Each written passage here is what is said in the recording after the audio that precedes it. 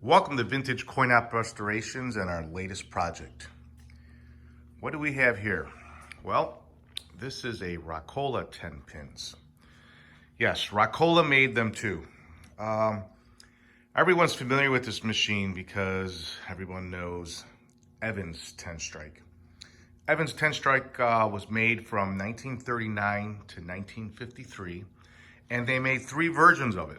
One is the one that everyone knows with the green glass with a little bit of yellow, and then there was another one that they made with I think green and yellow cabinet painting, and then there was one with an animated back glass. Somewhere in, I think, 1940, Evans was looking for a company to license their bowler and just, make new ones. And at that time, Rockola had the time and the money. So Rockola bought a license from Evans to build their own version of the 10 strike. And this is it. Well, I shouldn't say that. We really don't know. Rockola made two versions of the Evans 10 strike, both called 10 pins.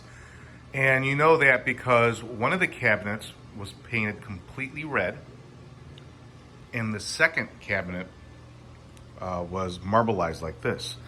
Why is it marbleized? Well, that was the Rockola's trademark. You'll see it on some of the early gun games. You'll see it on their jukeboxes, and obviously you can see it right here on this 10 pins. Somebody restored this machine probably quite a long time ago, but as you can see, this marbleizing more looks like stonework. The real Rockola marbleizing was fairly on the faint side. It was not nearly this bold. And underneath this, as we start stripping it and getting it ready for its new facelift, we'll find out whether or not this wasn't originally marbleized or if it was the first generation red. And at this time, we are going to go with the red.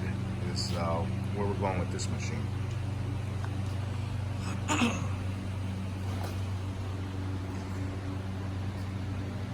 Now, Rockola basically copied almost identically a Evans 10 strike. I mean, right down to the size of the cabinet, and all the details. So, they paid for it, so they used it, that was what they did. They actually copied it. And then later on, you'll see that they changed a little bit by marbleizing it, making it a little more their custom. But one of the things that pops out to me immediately is the little man in here. Rockola, though they copied it, they changed the colors. And this little man should have more of an ivory pants and a red shirt. So as we look at him, obviously he's a little different. One of the things to look for in all these games is the mannequin. Mannequin's extremely important. This one had some damage and someone had repaired it, and they did a really good job at it because from a distance you really can't see. I know what I'm looking for, so I can see the damage. And the reason these things were made out of pot metal, and that coil inside there is pretty strong. So over time, it eventually just and depending on where this machine is stored, it becomes a problem, and these, as we all know, pot metal deteriorates. So, but overall, a very, very nice cabinet. That is all original. Like I said, someone did paint it, and their paint and their work survived, but we're just going to go over it one more time.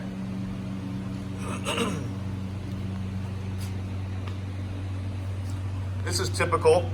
You're going to see, this is underneath this piece of wood. It's called lumber core, where they use poplar and then plywood on the top and the bottom. And over time, you see the pieces, like this might have been right here, a large piece of wood, and then another glue up, and then another glue up. I can see it. And even when I restore them, and when anybody, I mean, this is it's going to check here.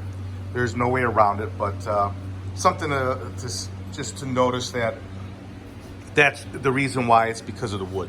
The wood is called lumber core, which is not available anymore, but that was a type of laminating of wood that you see in many arcade games. The glass on here is absolutely incredible. It's a perfect 10. So that makes you think, you know, could it be the original? Well, we're gonna find out once we take a good look on the inside of it. But as you can see, our scoring is projected from the rear of the machine onto this transparent window, and right here we have 12. So we already plugged it in, so I'm going to kind of do a quick look on the inside.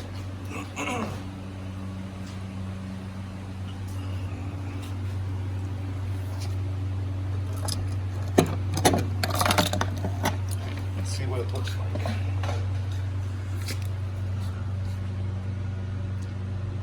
Well, inside looks complete.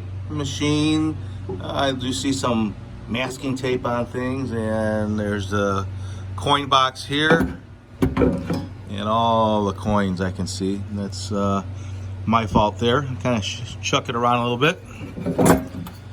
Overall, everything looks original, though I do see some. I see some electric tape. I see a wire that should be going somewhere. Not exactly sure. You have your rheostat for your mannequin strength, but could be worse. So it can't hurt. So we're gonna try to fire her up.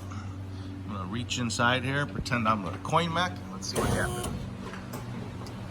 Not bad.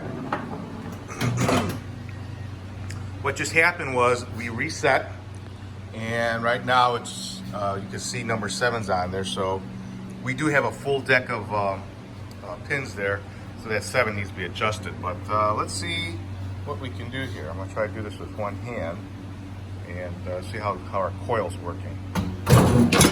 Wow, a lot of good strength. Like to see that.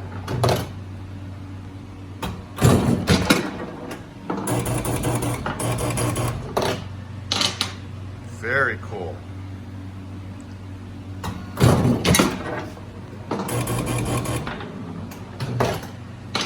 Okay, it shows us the second frame.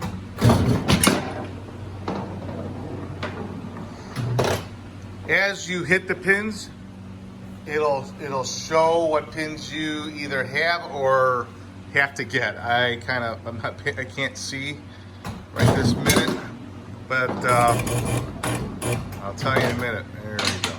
So, okay, we have nothing there. So it's saying right now that the 7 pin is not touching the deck, though it really is. So that's just an adjustment. So yeah, what happens is the pins you hit show the light. So right now, let's see how correct we are. Yes, we hit the 3, 6, 10 and a 9, and that is totally correct, except for that 7. And we're gonna try it again.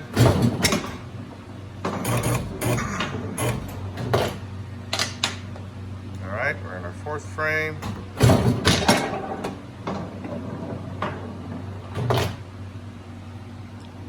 Okay, one more time.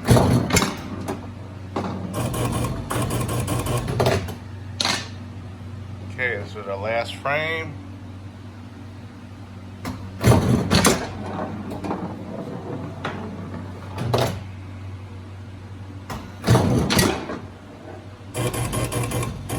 Should be game over now. And that's exactly what it is. Unfortunately, there is not a game over light here. But not too bad for just plugging it in. Did not expect it to actually work. But it's always a nice surprise when you find a machine and there's a lot of life in it. This will be a fun project. Another thing that this one has here, it has the original glass. To find the original glass, not cracked, chipped, or broken, that's a rarity in itself. And if I'm looking correctly, it has the original paperwork in there too. But looks like somebody kind of wrote on here, unfortunately, press button to roll ball. I mean, Why do you do that? But someone did. Not much you can do. But stay tuned, and you'll see this machine transform into a piece of art. Thanks for watching. If you have one of these for sale, if you need one restored, please give us a call. We're located in Chicago, Illinois. Our phone number is area code 630-624-7466. Make sure to subscribe to my channel so you can see all the new machines coming to the warehouse. Over here, we just finished up a Chicago Coin Basketball Champ, ready to go to its new home. And as you can see, we have plenty of other machines just about ready to go. Trying to keep the dust off of them in the shop. But give us a call if you have any questions. Love to talk to you guys. Thanks for watching.